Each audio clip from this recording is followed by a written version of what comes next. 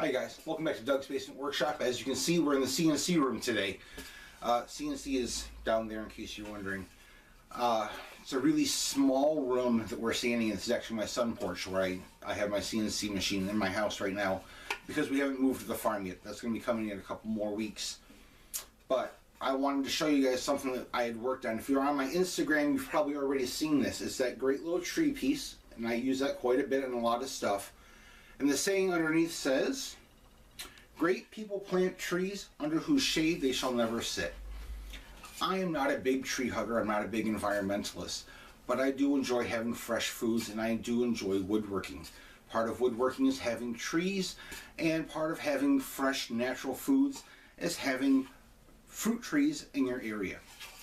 I grew up with my family doing farming. My uncle has had a farm, and I remember fondly going up and getting fresh pears off the ground and canning pears, canning apples, doing all that kind of stuff. And I would just like to remind people that even though you're not going to see the fruits of a tree that you may plant today and it may not fruit for 5 or 10 years, someone else is going to get that fruit someday. Someone else is going to have a better, healthier life because of it. This is actually from one of the podcasts that I listen to. He uses this saying. It's a little bit different the way he says it. He says, "Great men plant trees under whose shade they shall never sit." In today's world of politically correct garbage, I decided to say people instead of men because someone will inevitably claim that I am stating that women don't plant trees or some other garbage like that.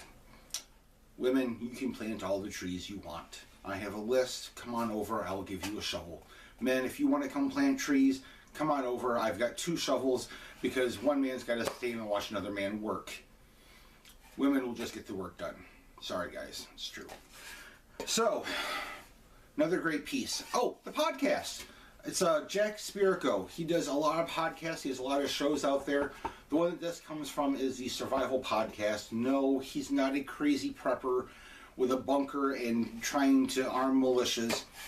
His goal is to try and get people to live a more sustainable, normal life.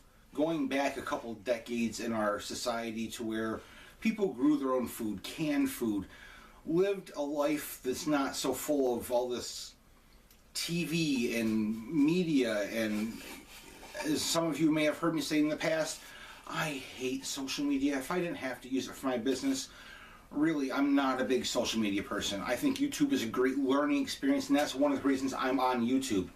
I go to YouTube to learn a lot of things, and I wish you guys would come and learn a lot more stuff with us. The best way for you to learn more from me is also to hit that subscribe button at the bottom of the page.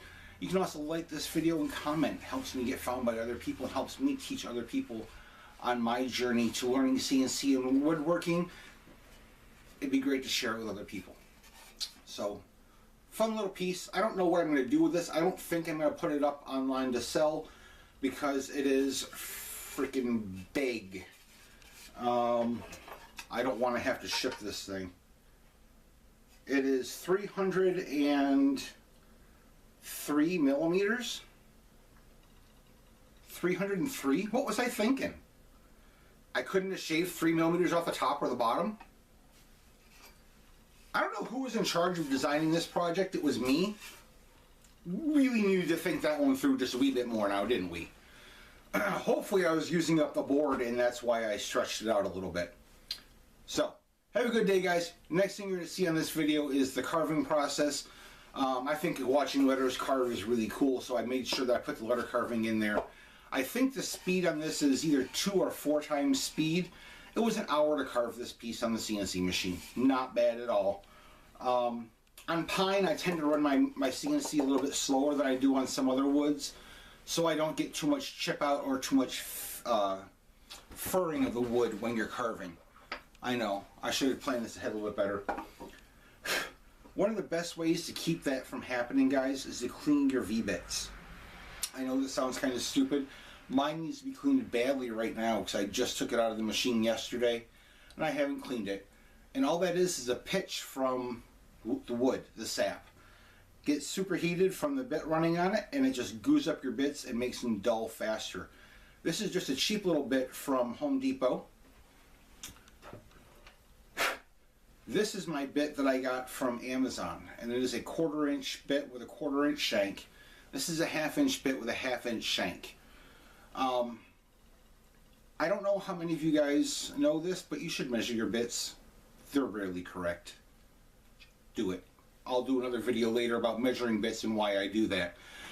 But, like I said, guys, go watch the video. Have a great day, and I'll see you on the next video. Like, subscribe.